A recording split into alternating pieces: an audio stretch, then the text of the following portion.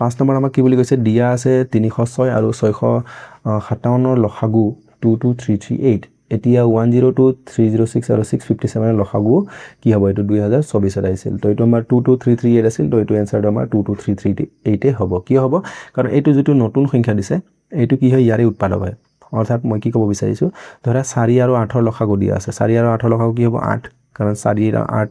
এটো আমি যদি ভাঙিছো এনেকে তো কিমান হ'ব 4 ৰে যাব এবাৰ আৰু দুবাৰ তো 4 গুণ 8 লসাগু কিমান হ'ব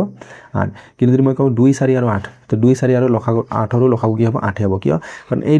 দুইটো কি হয় ইহতৰে এটা কি হয় উৎপাদক হয় তো যদি আমি ইহতৰ ভিতৰতে সোমাই থকা এটা সৰু সংখ্যা লওঁ তেনে লসাগুটো হিটুৱে থাকে তো এনেকৈ 10228 306 ত সোমাই আছে যদি মই 306 টো ভাঙি চাওঁ 3 ৰে 3 গুণ 3 0 3 গুণ 6 তো 102 আছে নেট আছে অৰ্থাৎ 102 টো কি হয় 306 ৰ এটা উৎপাদক হয় তো যদি এনেকা সৰু সংখ্যা এটা যে যেটো আগৰ ডাঙৰ সংখ্যাৰ ভিতৰতে সোমাই আছে বা উৎপাদক হয় তেতিয়া আমাৰ কি হ'ব आंसरটো একে হ'ব ওকে